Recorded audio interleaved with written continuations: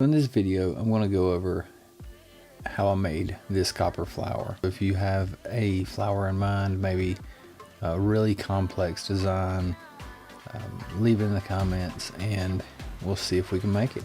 Anyways, I hope you enjoy. Alright, so I'm going to measure a piece of copper to the length that I'm going to need. I'm going to need one more for this flower. The other pieces were left over from my last project. I'm using 10 snips to try to split it down the center. That's why I need to have it short enough to where the 10 snips can cut all the way to the center. There's other ways you can cut it, but this was the easiest at the time. Now I'm going to trace out the shape of the copper that I have, so I'll kind of know a rough estimate of the size of the flower that I'll be able to cut out.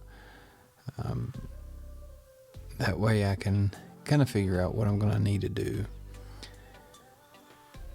Now I'm going to use my artistic abilities to draw a leaf and the rest of the flower.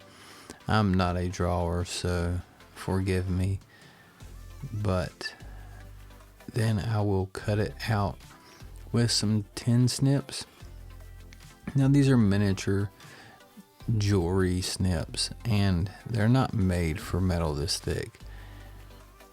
Next time I'll probably end up just using the Pearson saw because I really didn't like the finish. There was a lot of cleanup anyways. Now you don't have to engrave the leaf, obviously. I just thought it would be a neat touch. If you left it, it would still look really cool, and you could always chase out little veins with a chisel and a hammer. So I'm using a punch that goes with a dapping block. I was trying to figure a way to round over the leafed edges, and the punches that came with the dapping block ended up being a really neat tool. So you can buy those dapping blocks from Harbor Freight for very cheap. Then I'm going to have to anneal it a few times. I ended up annealing it probably 10 times. Whenever you're hammering on it, your copper work hardens very quickly.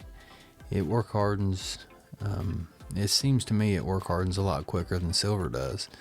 So you go to hammer on it a few times and it gets really hard. So you just have to keep annealing it over and over.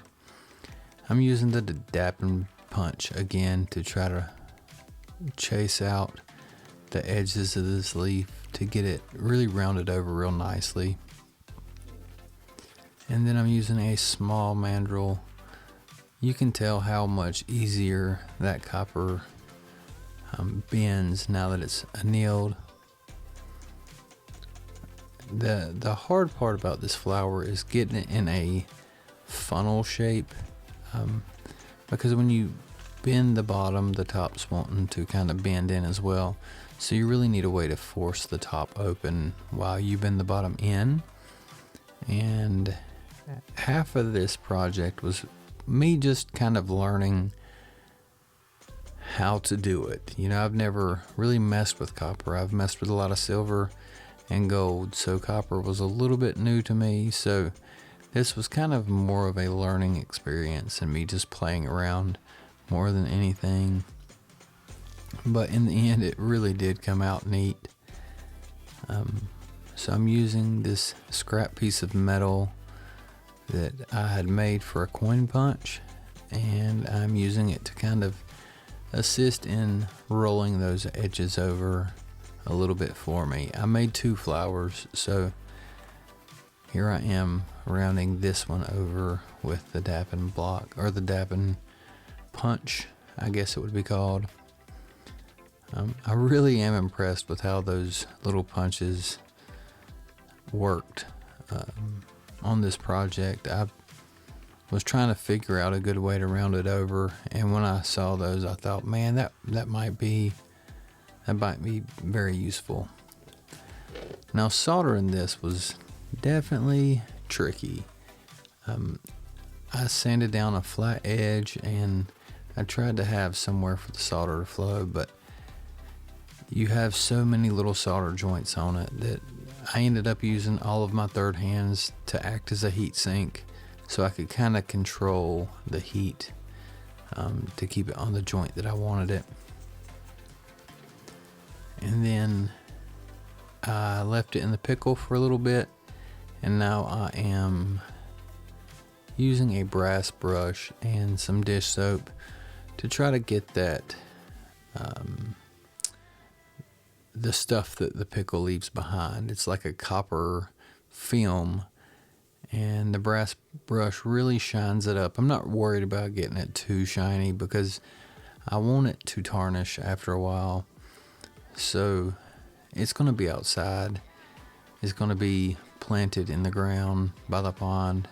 So, I'm not too worried about how it looks at the moment because I really want it to turn green and tarnish anyways in the end. But here it is when it's finished.